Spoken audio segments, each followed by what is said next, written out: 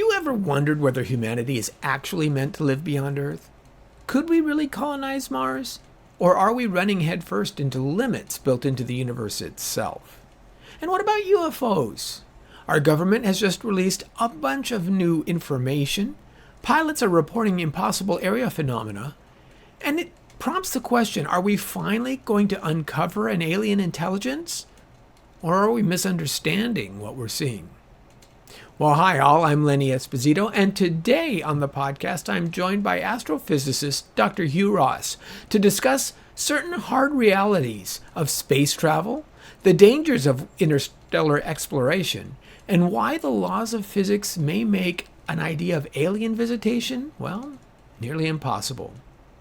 Now, how modern cosmology continues to point back to Genesis is actually the most fascinating aspect of our talk. This is going to be one of the most interesting conversations I think we've had in a long time, and I hope you'll stay with us on this. Come, let us reason together.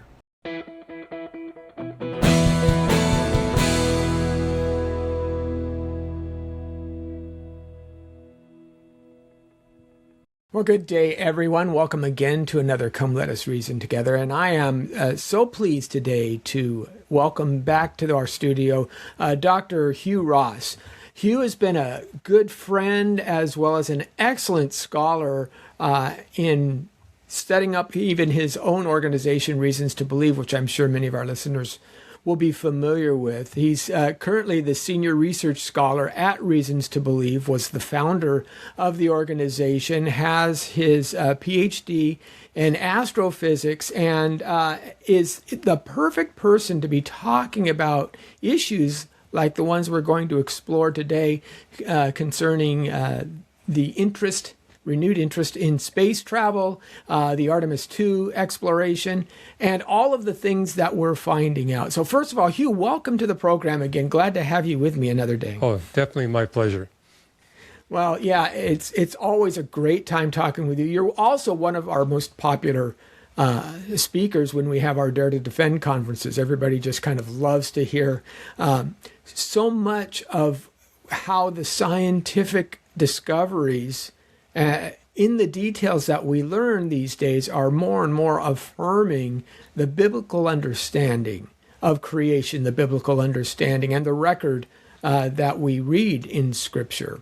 So I think that those two things are really important. And of course, that's where you've kind of made your mark in the world, so to speak. So I did want to talk, though, of course, it feels like actually it's been a while now, but not too long ago, NASA became reinvigorated with the Artemis II project. This is the first time that humans have actually come in close proximity to an interstellar body, a body other than Earth. I shouldn't say interstellar, that would mean between stars, but a non-terrestrial object. And if I remember right, it's the first time since the Apollo missions that they've actually encircled the moon. If I'm understanding that right. So first of all, I'm sure you followed the Artemis II project. Tell me, Hugh, what was your initial reaction to this? And is it important for us to continue to have our eyes toward the stars here? Well, it's definitely important for us to keep our eyes towards the stars.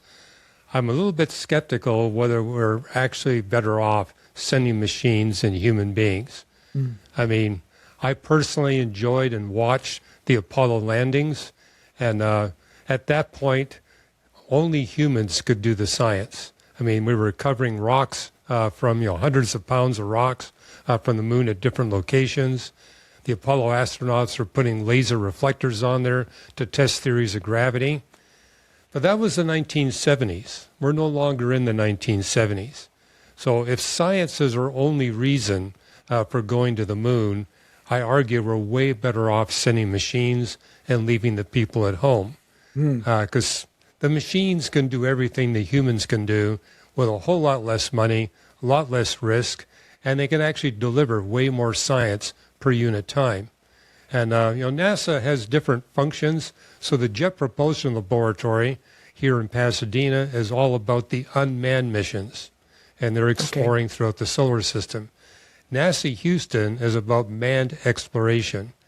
But I think what's different today is people are wanting to go back to the moon basically for the demonstration. Look what we humans can do. And there's even talk about setting up a colony at the south pole of the moon where we know there's a large store of frozen water. I mean, there's a crater at the South Pole that is walled so high that light never reaches the surface. So any comet that lands there remains in its frozen form. So I'm not doubting the possibility that we can set up a colony on the moon, have people explore the moon firsthand, but I kind of look at it as a vacation journey. The scientific value really isn't there, but if you're talking about, human exploration, just a demonstration of where we humans can go and live, I see a case for that. And the thing about the moon is that halfway there, you're protected by the magnetosphere of the Earth if you pick your right time going. So the risk of going to the moon is relatively low for human visitors as long as you go at the right time and long as you don't stay for more than a few days on the surface of the moon. Whole different matter when we're talking about, say, visiting Mars. Well, yeah, there's so much there. I think one of the reasons why this has kind of caught the public's attention is you have folks like Elon Musk who are doing several things simultaneously. One of the things that he's accomplished, and kudos to him for so doing, is to drastically lower the cost of putting things into orbit, the reusable functions of the heavy rocket boosters and things like that. SpaceX has made leaps and bounds of gains where others, especially within the public sector or within other government entities, have kind of fallen short. So that's kind of exciting. And of course, when you hear Musk, his whole thought process is, I want to go to Mars. Now, as you say, there's a whole lot between, catching a rocket and making it possible for people to journey to Mars. The time factor is simply one of those, but there's other issues. Let's just focus on the moon at first. So you're looking at the southern pole of the lunar surface as a possible point of colonization. And of course, people throughout history have always done this, right? From Columbus on, you see people venture into new territories, and many times at great human cost, lives and things like that, because that's what explorers do. But at the southern pole, my first question is, well, will there be enough sunlight and warmth to sustain such a colony? Because wouldn't it be cold there? And do we have to take those kinds of ideas into account as well? Also, if you need to have a artificial environment before you can stay there for a few days, how in the world do you construct something? So tell me what are possibilities for those issues. Well, you brought up a good point. Because we're now in the 2020s, we found ways to get people to the moon at way lower costs and to make it safer. So like with Artemis 2, notice they put 4 astronauts in the habitat. It's a bigger space, so they're not quite as cramped. And they've also been able to shield them a lot better than was the case in the Apollo era. And we're doing all that for way less money than we had to spend as a percentage of the gross national product in the 1970s. So those are all positives. But again, I would emphasize, if science is our objective, there's really no need to send humans anymore. But if you're really wanting to get humans there for colonization purposes, the South Pole is the place to go because we know there's frozen water there. And so you've got water to sustain the astronauts, and you can use electricity to break apart the water into hydrogen and oxygen. Now you got oxygen for the astronauts to breathe, and you can use the hydrogen to give you energy for refrigeration and for heating. So it'll be a little bit easier to keep the astronauts comfortable for a period of time. But again, it's nothing like keeping humans alive on the surface of the Earth. I mean, for example, it'd be way easier to maintain a human colony at the bottom of the ocean than to try to maintain one on the moon. And again, I would emphasize, You got a gravity problem that's only 1/16 the gravity of the Earth. And so this is why in the Apollo program they realized we can't have the astronauts walking around. Our bodies aren't designed for a gravity that low, so we need to give them vehicles. But that's something they're figuring out with all these plans. Yes, people there will have vehicles that they can drive around on the moon. And so that might be your next vacation destination. You can pony up $1 billion or so. I'm sure they'll be more than happy to send you to the moon and have you spend a few days vacationing there with your family.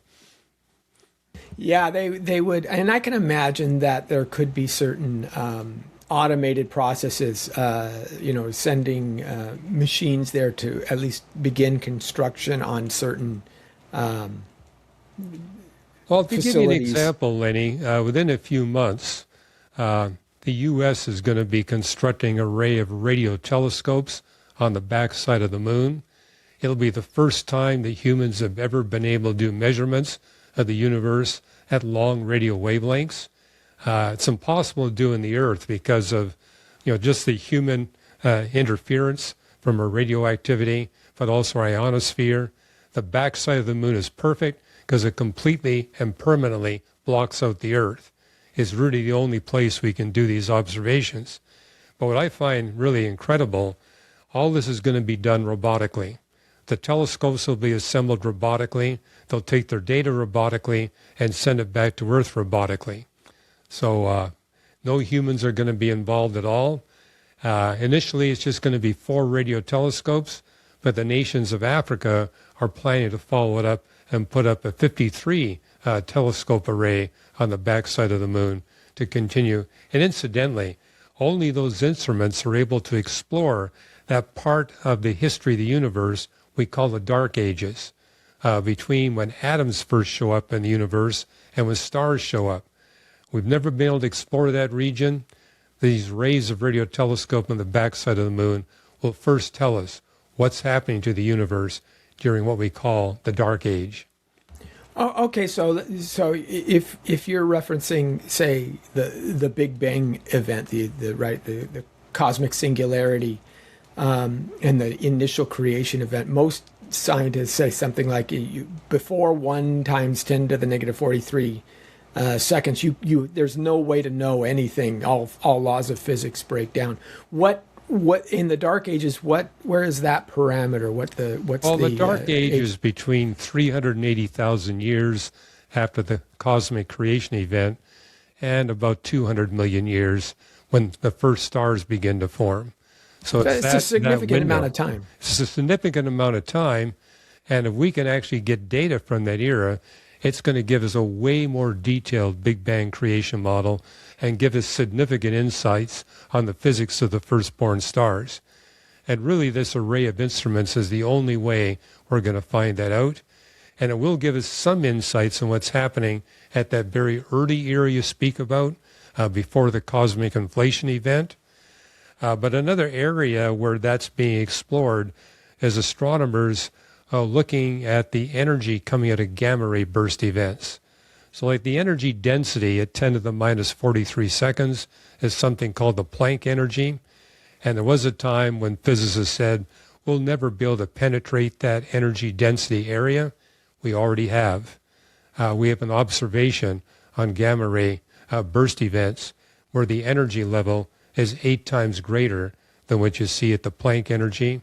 And the good news is it affirms that the models of the universe that prove that there's a beginning of space and time and an agent of space and time are consistent with that new breakthrough. Because people speculated, well, maybe something weird happens before, 1/10,000,000th of a trillionth of a trillionth of a trillionth of a second after the cosmic creation event.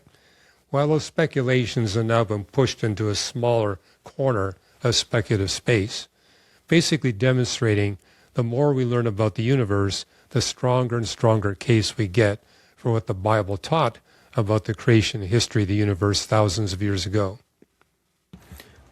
That's really interesting, and I'm thinking about so much. I know that before the 1960s, before Wilson and Penzias kind of cracked the background radiation issue, and there was all kinds of speculations about what we can see, what we could know about the early portions of the universe.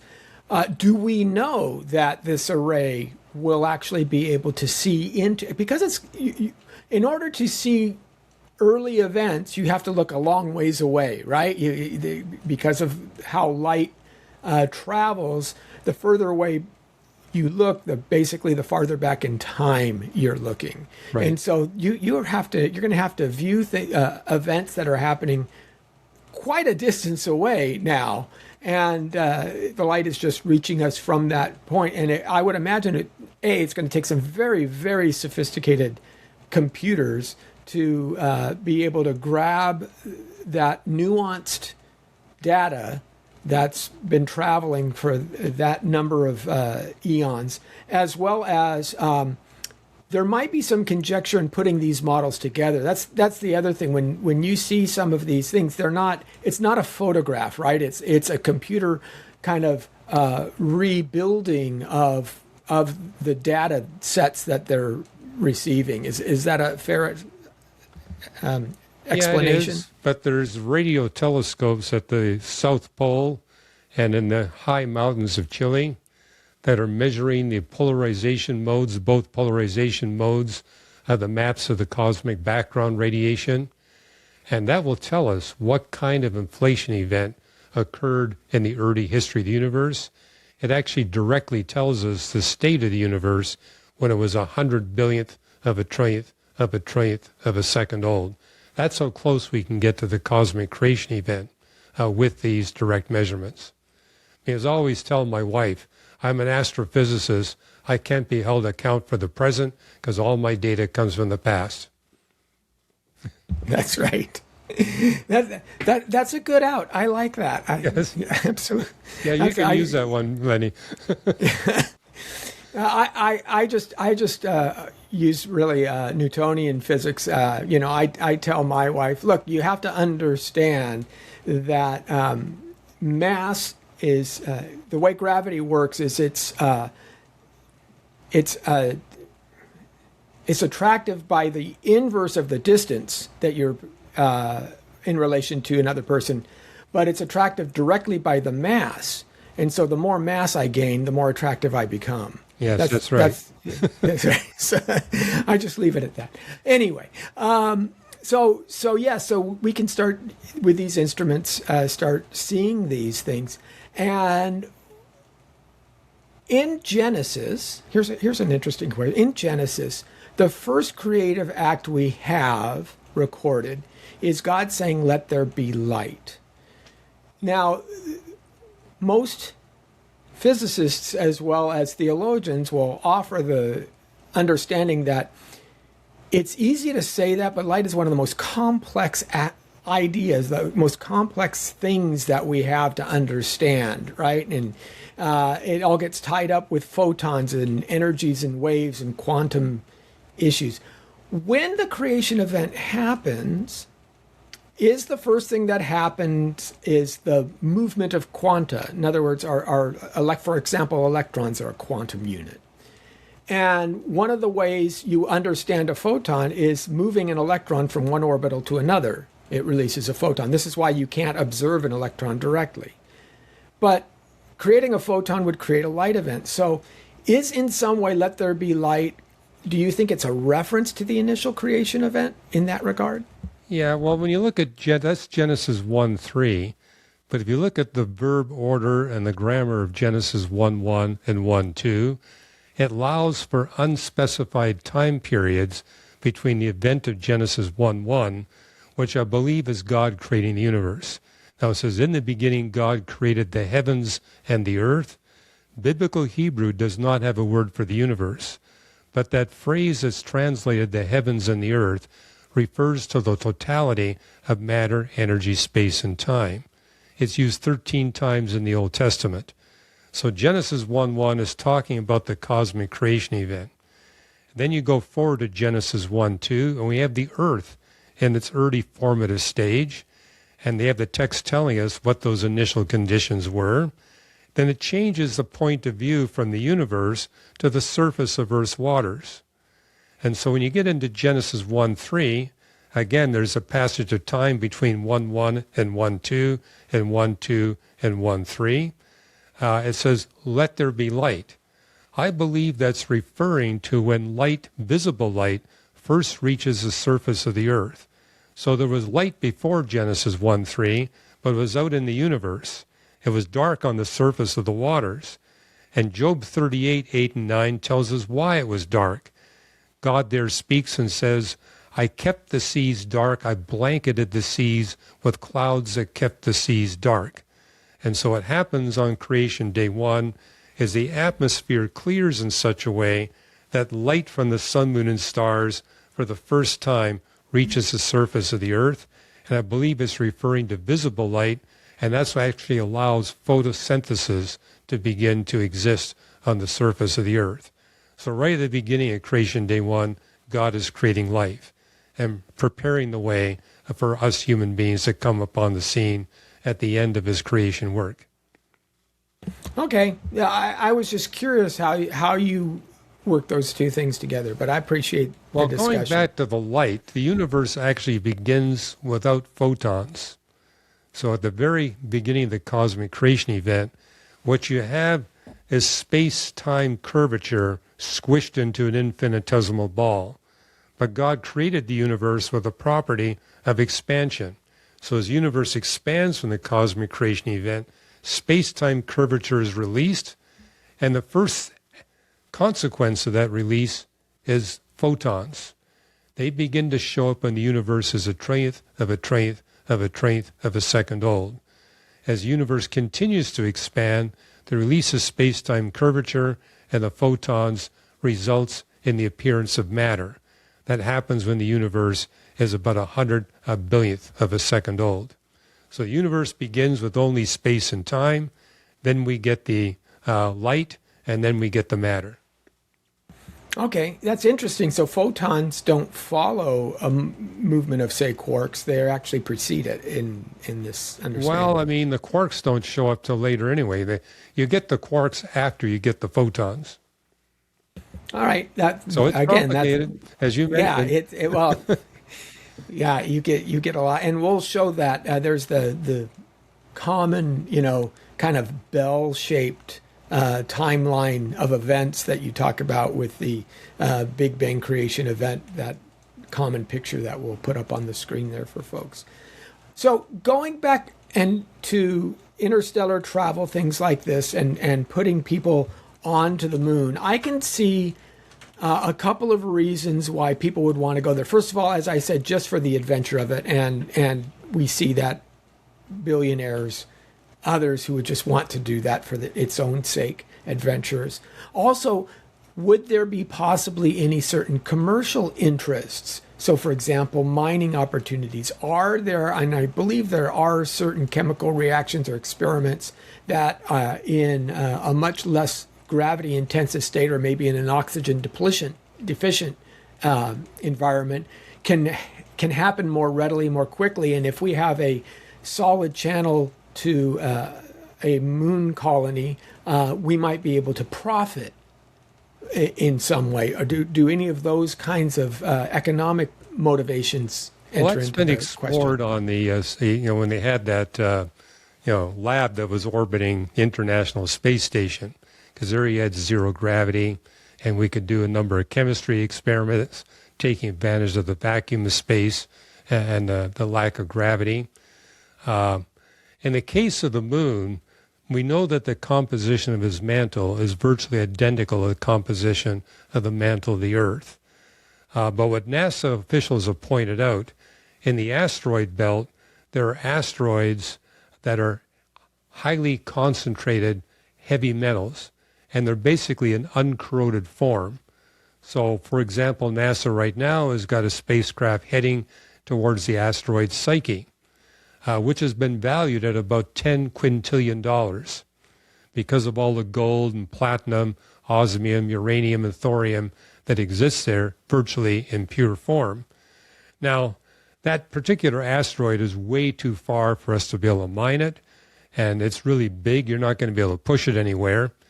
But NASA has actually identified two similarly compositioned asteroids, one a little more than 1 kilometer in diameter and one about 2 kilometers. And these are asteroids that come close to the Earth. So if you pick the right time, or it makes a very close pass to the Earth, and because of how small these asteroids are, it's conceivable that NASA could capture one of those asteroids, put it into Earth orbit, and then begin to mine it. Now, the smaller one they value at $20 trillion. The slightly bigger one they value at $30 to $35 trillion. And so they're seriously considering that. I personally am advocating that they put it in orbit around the moon, because the problem with a mining enterprise is if you mine the wrong part of the asteroid, you could disturb its orbit, and the thing winds up crashing into the Earth. And all those heavy metals in the form they are could actually poison our drinking water and do other nasty things. But consider this. A lot of cancer drugs are based on platinum. But because of how rare platinum is, some of those drugs are $10,000 a dose. And so that's a financial limitation on trying to battle the more serious cancers. But if we could find one of these asteroids that's got limitless amounts of platinum in it, we could drive the price of platinum down to, say, $1 a pound, and now suddenly all these cancer drugs become relatively cheap. So there's some humanitarian motivations for trying to capture one of these asteroids and mine it. And we have all the technology to do it. There's no technological limitations. The only risk factor is, if we start mining it in an Earth orbit, it could crash into the Earth. Yeah, imagine NASA being the first government agency that actually turns a profit. I mean, that by itself, I think, would be a miracle. But there has been, people in Congress saying, hey, if this thing is valued at $35 trillion, that could take care of our national debt. Yep, that's true. That's true. So it can be worthwhile. So let's move on from the moon, though. First of all, to Mars. And then one of the things that I really wanted to talk about, because one of the ancillary effects of the mission was Trump made a comment when the astronauts were visiting him afterward. Something about the fact that you can't even imagine some of the things that we've seen or some of the files that we have. And of course, there's always been speculation about Roswell, about unidentified flying objects, or what is currently classified as unidentified aerial phenomena, UAPs is the way the military currently references these things, which I think is more accurate. But there's all of this discussion now about, what has the government been keeping from us? And as these files become released, they provoke more and more discussion. And I think we need to talk a little bit about this from two perspectives. First of all, our ability to travel to other planets, even such as Mars, because as you say, there are other issues that happen, and people may not think about, what happens when you remove a human being from a Earth gravity environment.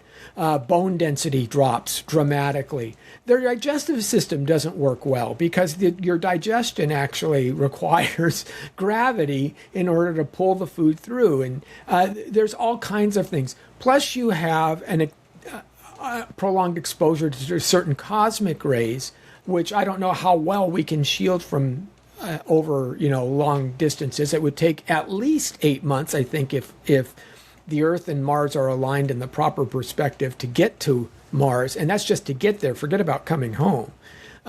So there's a lot of variables that are happening here from an Earth perspective. I would say you have to multiply that by thousands of times when you're talking about interstellar traveling between star systems. So let's first talk about the Elon's dream of going to Mars, and if that is even feasible within, say, the next century. And then we'll talk about, what to make of all these UAPs. What's what's even the possibility that someone from another star system or an intelligence from another planet has visited us? So first of all, what do you think about going to Mars? Do you think we'll be able to do so? Not without spending a huge amount of money. I mean, you mentioned the gravity problem.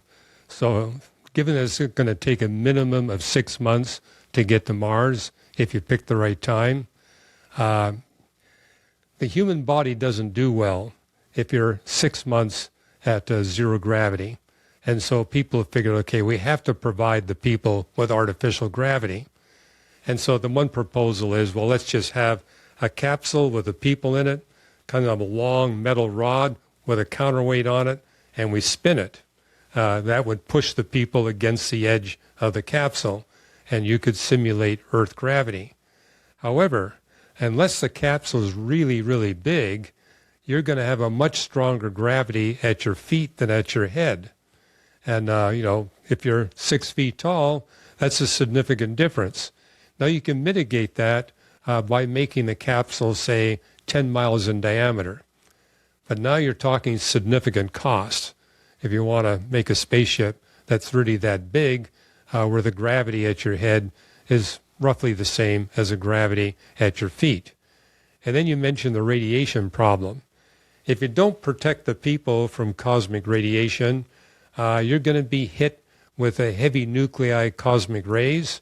And experiments done on mice and rats demonstrates that within 3 months, their digestive tracts become destroyed. Within 6 months, they're dead. And so you got to find some way to protect them from that radiation. In fact, they discovered even within 1 month, the people on board would not be functional. They'd be in so much agony that they wouldn't be able to do their assigned tasks.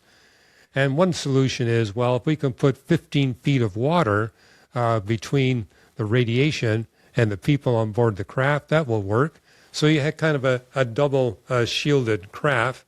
So you say you got a metal capsule, 15 feet of water with an outside capsule to keep the water intact there.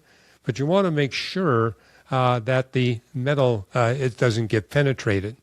So, for example, when they went to repair the Hubble Space Telescope, they found holes in the solar panels that were as big as a silver dollar. And they were caused by microscopic dust particles.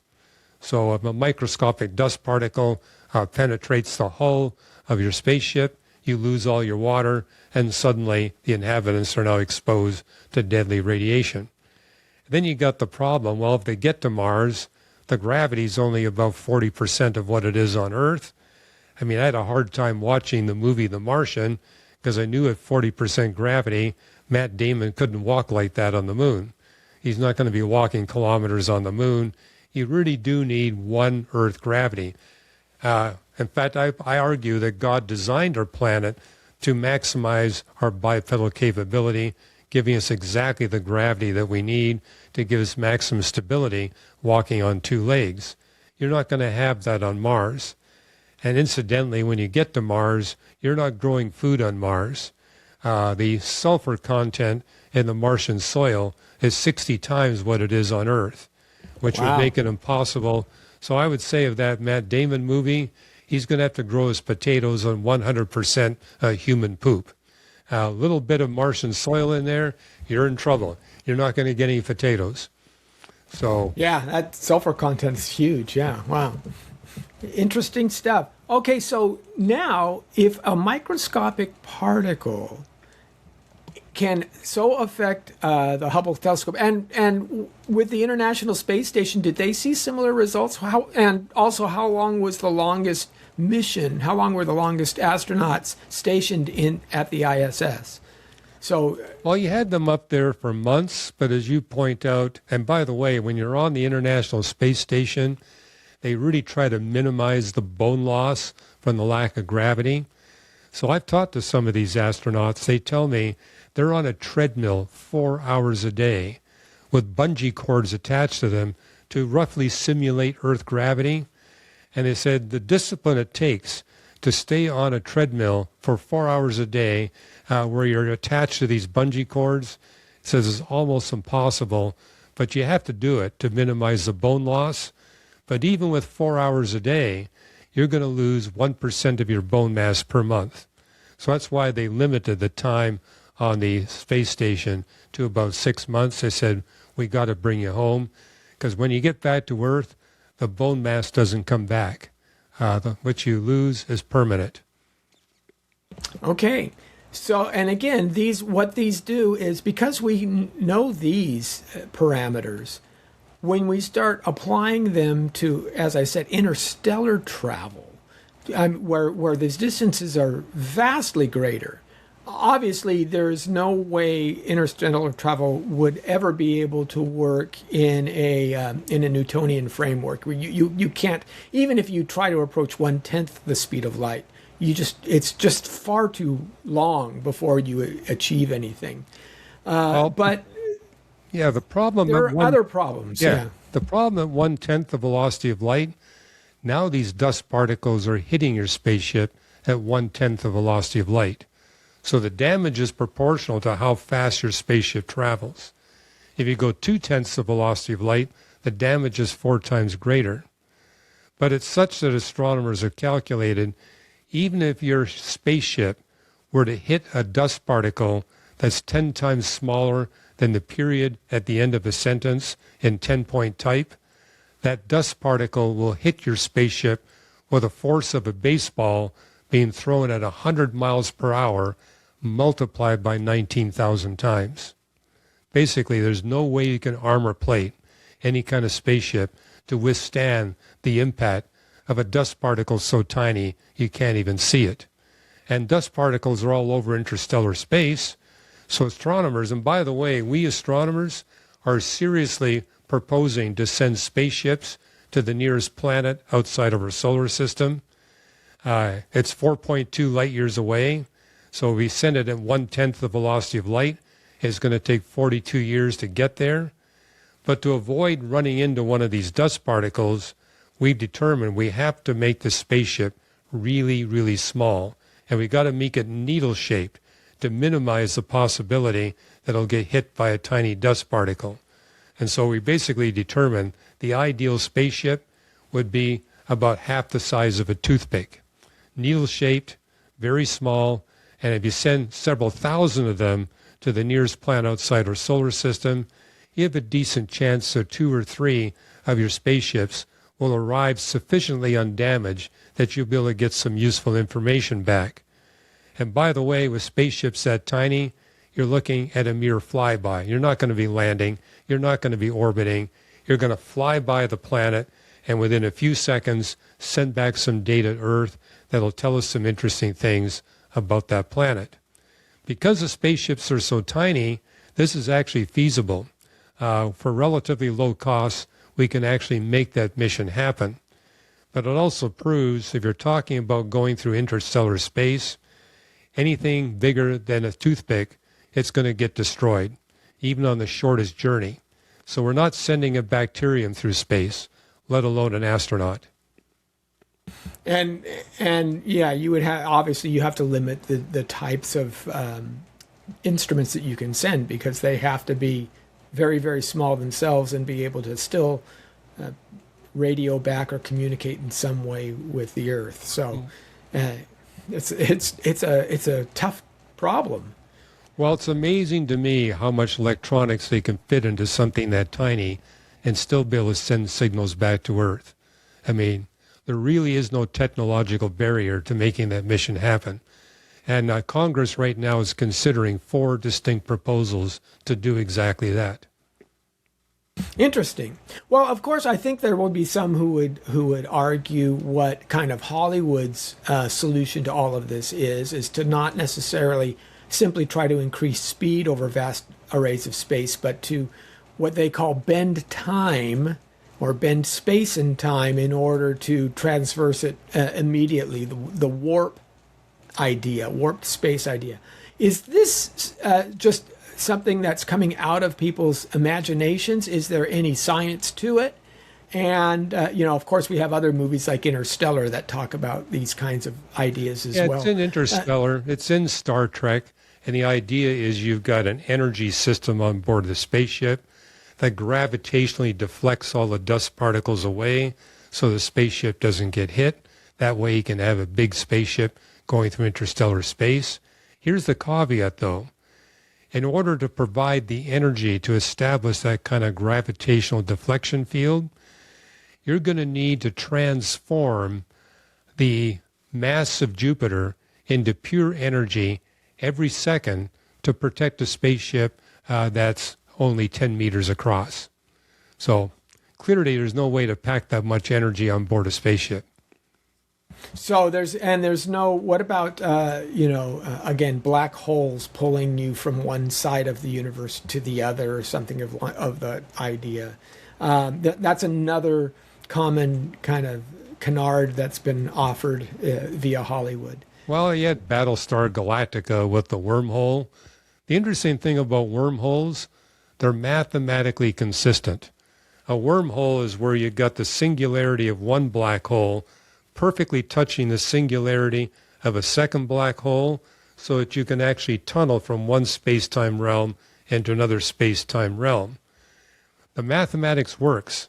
The problem is the probability of those two singularities perfectly touching is zero. The probability that if they did touch it would be stable is also zero. So it's mathematically feasible, but it's physically impossible. And by the way, you don't want to get anywhere near a wormhole, because as you approach that black hole, you're going to see your 6-foot-tall body being strung out into a 3-mile long of particles. Then as you begin to enter the event horizon, the particles get destroyed. You're not coming out at the other end. Yeah, there's always an X factor in the Hollywood movies. They rely upon those aspects of, I remember hearing this phrase actually first from Stan Lee, who said that when he was creating new superheroes, he would look around and find out what was the thing in his day that people knew a little bit about, but not a lot about, and had a concern over. So if we think back to Mary Shelley and Frankenstein, electricity was just burgeoning, and people wanted to start using it for possibly running things. And in the early 1800s, of course, nobody used electricity in their homes or in their streets or anything like that. They didn't know what to do with it. They just knew that some French guy had taken a couple of electrodes and touched a frog and it made the frog's leg jump, right? So, maybe electricity can bring people back to life. That became the X factor. You move up to the 1900s and you get X-rays and Marie Curie, and that becomes a thing. In the 50s, it became, of course, radiation from nuclear detonation. You got all those B-grade movies like Them, where the ants became these giant, monsters, or Godzilla or something like that. In the 60s, it was gamma rays. And, of course, Stan Lee leaned heavily on gamma rays for the Hulk, or radiation from something hitting a spider and hitting somebody in the eyes, and right. So it's always the thing that we don't know quite as much about. If we think about electricity generating superpowers to us now, we'd laugh. It just doesn't make sense. But here we have with wormholes and things, it's just at the periphery of our knowledge. So it's easy to kind of speculate. But when you kind of get into the details, it really makes the idea that we have been visited by intelligent beings from some other solar system pretty impossible. The constraining factor is you have to obey the laws of physics. As we astronomers look throughout the universe, at every star and galaxy, the laws of physics hold just like they do here on Earth. And as the Bible tells us, the laws of physics are immutable. Just as God is immutable, he doesn't change, the laws of physics don't change. And so when I watch something like Interstellar, I have to put aside the fact, okay, they're violating the laws of physics about 4 times per minute in this movie. But I'll tell you what I enjoyed about Interstellar. The equations in the background were all correct. So they got that part right. That's helpful. One of the things, when you watch The Big Bang Theory, it was always interesting to see what they put on the whiteboard and to see, does that track? They even actually put a philosopher, symbolic logic argument in the back one time, which was surprising because that wasn't physics, that was actually right. Philosophy. So it's just interesting stuff. to hear. Okay, so let's say, first of all, then what do we do with all of these, UAPs that people are talking about? What do we do with astronauts who are saying, well, I saw something while I was, outside of Earth's orbit, or I captured this, right? There's a couple of famous reports that people came back and said they saw something. How do we, as proper, well-thinking Christians, understand those kinds of phenomena? Well, Lenny, I was an amateur astronomer before I became a professional astronomer. And amateurs, unlike the professionals, they know the night sky like the back of their hand. So starting at age 16, I was processing UFO reports because I knew the night sky well. They said, okay, you get to process these reports. So I refer to myself as a reluctant UAP expert. I had no intention of studying it, but hey, I got handed the job. And what I noticed was about 90% of what people report as a UFO or a UAP can be explained by natural phenomena. In my experience, fireballs on the planet Venus kind of topped the list of what people thought was a UFO. And then you get the hoaxes, you get secret military activity, you get human-made phenomena like drones and balloons, but there's a 10% residual. And what you notice about the residual, they appear to violate the laws of physics, which would tell you they're not real, but at the same time we've got evidence that they are real, which has caused UFO researchers around the world to say, we're dealing with interdimensional entities. These are entities or beings outside of the cosmic space-time dimensions that somehow have the power to come into our dimensions. Some of the evidence we see is what you report. Pilots, they're actually seeing these objects that make sharp right-angle turns or suddenly stop and start, where the G-forces are over 100 Gs. And no physical object can withstand that kind of a G-force. It would shatter, and we don't observe the shattering. And then the other thing we notice is that you have human observers seeing the UFO go through the atmosphere, and where you got multiple observers, you can determine the velocity, which sometimes exceeds 5,000 miles per hour, and yet there's no sonic boom. There's no heat friction. When the space shuttle went through the atmosphere at way less than that velocity, you got a double sonic boom, and you can see the heat friction. To me, the most compelling evidence are the over 1,000 documented cases where people see the UFO go through the atmosphere and crash into the Earth. And you go to the crash site, there's a crater. The vegetation is damaged. If it's wintertime, the snow is melted. But when you go to the crater site, there's no debris, there's no artifacts. And there's a famous one that happened during the Soviet Union where they saw the craft coming in and crashing into the Earth. And as it was coming in to crash into the Earth, it melted the asphalt on the road that was right under the craft. Yet when they went to the site, no artifacts, no debris. We're dealing with something that clearly is real. Something melted that asphalt. Something caused the crater. Something damaged that vegetation. But there's zero physical evidence. And David Grush testified before Congress saying that there was a hangar that the U.S. government was keeping secret from the public, where they had spaceships and where they had the bodies of UFO beings, which he later said, well, we don't have the bodies, but we have biologic tissue. And the congressman said, well, if you got it, produce it. Show us some evidence. He wasn't able to do it. And yes, we do have President Trump saying he's going to release 100% of the classified documents on the UAPs and UFOs. A lot has already been released in the past few years. What was released was basically more of what we already knew. And I'm predicting that's what's going to happen again.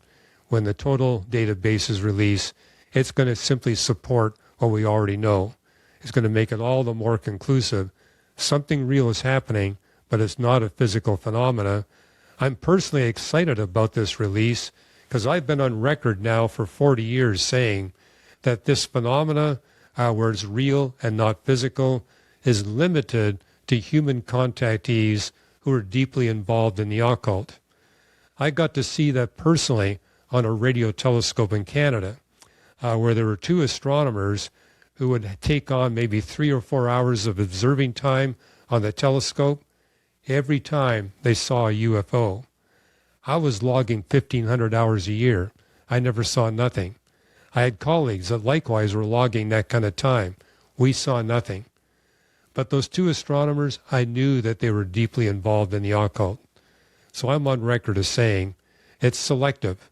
Only people involved in the occult are having these close encounters with the UFOs that are real but not physical. Also, my research shows, get the occult out of your life, that's the end of your UFO encounters. Very interesting. Yeah, one of the things that when I challenge people is I say, well, wouldn't angels by definition be kind of extraterrestrial beings or demons or any type of spiritual entity? They are, by their makeup, non-corporeal, non-earthbound. Yeah, that's a good point. God has created two distinct species of intelligent life. We humans that are constrained by the physics and dimensions of the universe, and angelic beings who are not constrained. They have the power to come into our realm and leave our realm. We do not have the power to go into their realm. It's unique to them. So the Bible declares they are more powerful than us. But it also makes clear that the rebellious angels, the 1/3 that rebelled against God, they're intent on harming and deceiving human beings. And we see that clearly in the documented cases of these close encounters with the residual UFOs that are real and not physical. The human contactee either experiences something highly deceptive or it's harmful. People have even been killed by these encounters. The best you're going to come away with in a close encounter is recurring, terrifying nightmares.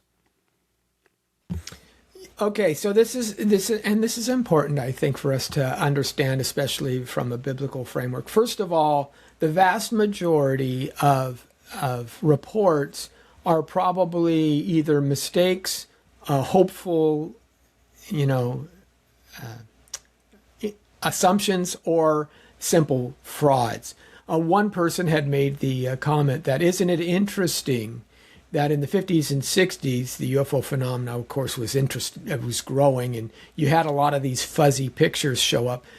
Today, in 2026, when everybody has a very high-definition camera in their pocket, you don't see so many UFO photographs anymore. The number of photographs we're taking of UFOs today have dropped precipitously, and the fact that everybody has a camera with them today, you would think it would go up, but that's not the case. So the vast majority of these reports are probably, as I said, either mistakes, hopeful appearances that people are making assumptions about, or hoaxes that we can now dismiss. But there are a few that bring questions to the fore, and we should at least approach them cautiously, if for no other reason than there's some kind of physical evidence left behind. So I think that's something that we need to take with us, and it should be a warning as well, because there is a reality of the spiritual world. Interestingly, matter of fact, I heard several podcasters and folks who are very prominent UFO proponents who immediately dismissed the idea of God. They like the idea of, evolution is recurrent. It could have happened on many different planets at many different times. This is just an advanced type of being, but you can't be so naive to wave it away and just say it's angels. That was literally their commentary. And I thought, you give so much credence to the idea of extraterrestrial physical aliens without, talking about all the difficulties there are, or at least not giving sufficient weight to the difficulties of them being able to be here from whatever their home planet is. And you so quickly dismiss a spiritual being. How can you do that? What's the consistency in your logic in that? And I just don't understand why they would do so, but that seems to be their pattern. Well, Lenny, we brought out a book on UFOs in 2002, Lights in the Sky and Little Green Men. And I was convinced that we were going to see a significant drop in people saying, yeah, we're being visited by aliens traveling to us in spaceships. The shock to me is that the percentage is actually rising, and rising quite steeply, of people saying, yeah, we really are being visited by people traveling to us in spaceships, beings like us, even amongst scientists, which is why we've just completed a book that'll be released next year, hammering what's called the extraterrestrial hypothesis, the hypothesis that these residual UFOs are explained by physical beings traveling to us in physical spaceships. And I'm basically arguing as an astrophysicist, we have overwhelming evidence that it simply is not possible. For the fact that, say, we already know the biggest spaceship can't be bigger than the size of a toothpick. So evidence like that, and also evidence we've yet to find a habitable planet or even a star or a galaxy that would be a candidate to host a planet in which advanced life is possible. I mean, Earth seems to be the only place that's at least within a reasonable distance where physical life like us can even exist. And so I'm hoping that'll actually turn things around and get people focused on, I think, is the real answer, that, hey, we're talking about spiritual beings, entities that are not constrained by the physics of this universe, and they have a mission. Their mission is to deceive us. Their mission is to harm us. For example, one of these UFO encounters, the human contactee was put into a trance where they were doing automatic writing, where the UFO entity was controlling their writing while they're in a trance. That's the origin of what's the Urantia book, which is the Bible for 4 different major UFO religions. The Urantia book is actually bigger than the Bible. A third of its content denies the deity of Jesus Christ. So that should tell you something about the motivation for these interdimensional beings that are disturbing us. And the other thing I notice is that their technology, they're keeping pace with our technology. I mean, Jacques Vallée, who's done more research than anybody on the UFO phenomena, says they've always been with us. Thousands of years ago, they were leprechauns and fairies. Today, 100 years ago, there were slow-moving dirigibles in the atmosphere. World War II, they were the Foo Fighters traveling at the speed of sound. Today, they're going as fast as our fastest spaceships. And their message changes, too. 100 years ago, they said, we're from the backside of the moon. When humans became educated enough to realize, well, that's not realistic, they said, we're from Venus. When people figured out how hot it is on Venus, they changed their tune and said, well, we're from Mars. Now they're claiming to be from a distant planetary system. So I think this kind of shows you they have a deceptive motive. They're keeping pace with our technology and our astronomical knowledge, but everything they say we can prove is incorrect. And interesting. Yeah, and the fact that only happens to people involved in the occult, the thing that really persuaded me, I made 2 trips to the Soviet Union when the Soviets were still running the show.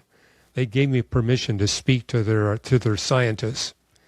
And what I noticed was that the level of people in that scientific community that was having UFO encounters, very high. I went back in 1994 when the Soviets were no longer running the show. The number had dropped precipitously. The difference was the Soviet Union was sponsoring research on occult physics. When the Soviet Union collapsed, they stopped the funding of occult physics. Wow. Well, let's talk about it. It's just a couple. I'm interested in this book that you're working on, and there's a couple of things that we need to talk about. You had mentioned the fact that the Earth seems uniquely poised for our existence, and of course, ever since the anthropic cosmological principle was published by Barrow and Tipler, who were secular scientists, and they really make that case, I think, convincingly initially, how the universe is actually structured for mankind. And then in the 90s, of course, that was extended by Ward and Brownlee's book, Rare Earth, that talked about not simply how the universe has certain parameters and laws that are conducive for life, but that the Earth itself is really constructed in such a way to make it unique. And then Guillermo Gonzalez and Jay Richards extended that to say in Privileged Planet, not only is the Earth unique in allowing it to support life, it's also unique in allowing us to understand the rest of creation. So that was kind of a progression of books that I thought was really an interesting development. In that space, though, you had other folks. You had, Paul Davies and the Goldilocks planet, and he talks about the Goldilocks era, the Goldilocks zone, I guess I should say, where planets have to have certain parameters. You have the Drake equation talking about the possibility of life on other planets. And first of all, comment on how many planets, because we keep hearing more and more discoveries of Earth-like planets. But first of all, that word Earth-like does a lot of work. And so what do people mean when they make a discovery of another Earth-like planet in a far-flung solar system? Number one. Number two, how many of the parameters are we now finding are necessary for any kind of life to be sustainable? Any kind of, let's say, complex life. If it's single-celled bacteria, that's going to be a little bit harder because those kinds of organisms live in some very harsh environments. But any kind of complex, multicellular, type of life that would do something interesting.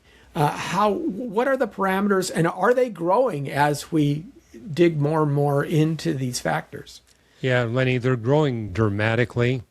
I mean, this book we got coming out on UAPs and extraterrestrial life, we point out it's not just the rare Earth doctrine. You got the rare star doctrine. We've yet to find another star sufficiently like the sun that it could be a candidate to have a planet orbiting it in which advanced life exists. You got the rare galaxy doctrine. We've yet to find another galaxy that's sufficiently like our own Milky Way galaxy to be a candidate. We also have the rare galaxy group doctrine, the rare galaxy cluster doctrine, the rare cluster of galaxies doctrine. We see it on all size scales, from the universe as a whole all the way down to the fundamental particles. Everything seems to be fine-tuned to make life possible. And you got NASA claiming, well, there are 40 billion habitable planets in our Milky Way galaxy alone. And they have a point. We now know there's at least as many planets as there are stars. So we're probably looking at a trillion planets in the entire universe. But when they come up with a figure of 40 billion, all they're looking at is what's called the liquid water habitable zone. The orbit a planet needs to have about its host star in order to have liquid water exists for a short period of time somewhere on the surface of the planet. But if you're really serious about life, it's got to be more than just a short period of time on a kilometer or two. You need a lot of water. It needs to be stable on a large part of that planet. That reduces the odds. But what we're pointing out in this book we're bringing out is that the liquid water habitable zone is the most generous of all the known habitable zones. So you got something like what's called the ultraviolet habitable zone and the tidal habitable zone. They're much more constraining than the liquid water habitable zone. And just yesterday, Fuzz Ron and I did a podcast on stars, cells, and God, where we talked about a brand new discovered habitable zone. The list is now up to 23.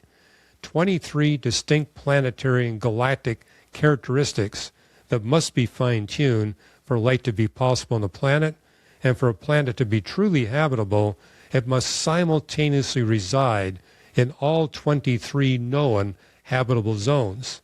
And every few months we discover another habitable zone that we didn't know about in the first place. So you're right. The evidence is stacking up against the possibility that we're going to find another habitable planet in the universe. And that's just the habitability issues. If you're talking, okay, what kind of conditions do you need on the surface of this planet that happens to simultaneously reside in all 23 known zones.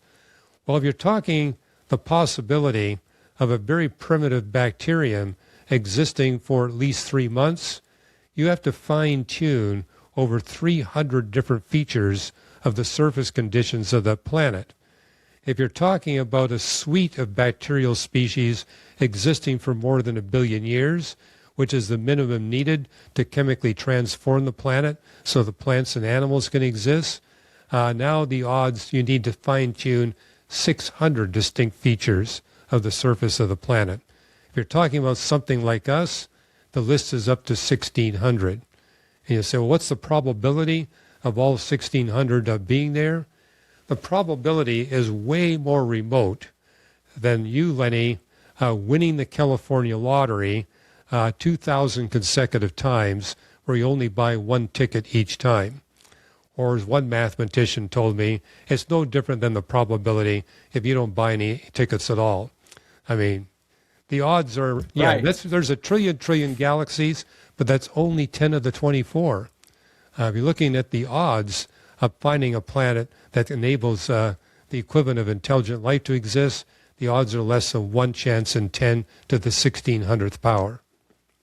Yeah, if I remember my mathematics correctly, you never hit zero and you never hit 100% statistically. But anything that falls outside of 1 times 10 to the 80 is considered absurd and impossible. Considered impossible. And we're way beyond that. Yeah. So let's ask just one more question, because again, sometimes this comes out of Hollywood. Yeah, but Hugh, what you're talking about are carbon-based life forms, and you're assuming that all life forms would process and move and work in a carbon-based manner the way we do. What if there's a silicone-based life form, for example? Couldn't that change the equations? Couldn't that change the factors that are involved? Well, there's a new movie that has a silicon-based intelligent creature in it, and you do see that in Star Trek as well. But 40 years ago, biochemists got together with astrophysicists and determined if you want any kind of physical life, it must be carbon-based.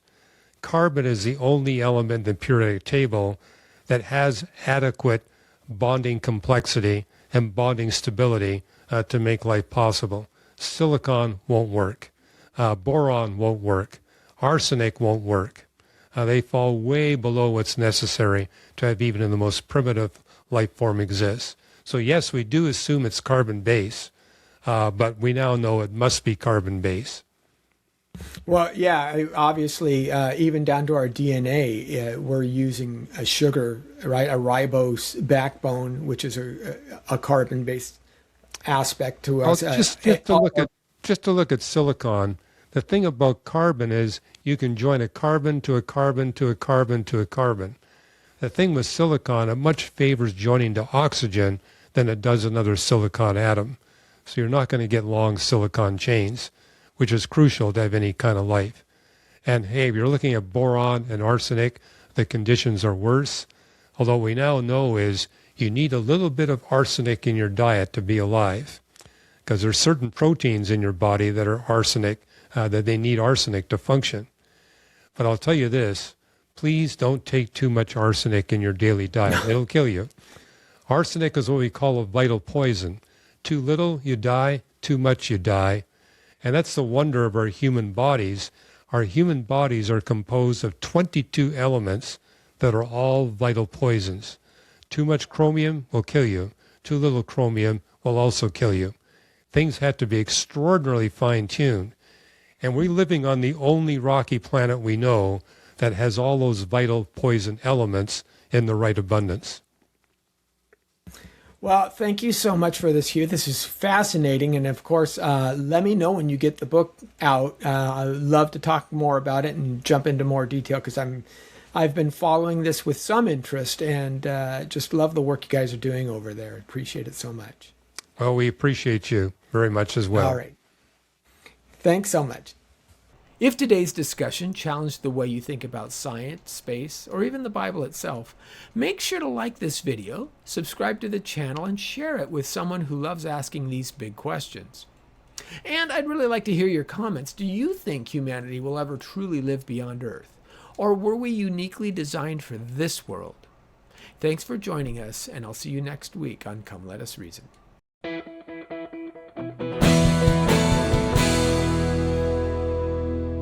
Thank you for watching this Come Reason video. I hope you enjoyed it. If you'd like to see more videos like these, consider subscribing to our Come Reason YouTube channel by clicking on the subscribe button. And you can follow us on social media. Lastly, if you'd like to help keep these kinds of videos free, consider providing a donation by clicking on the donation button beside me. Thank you.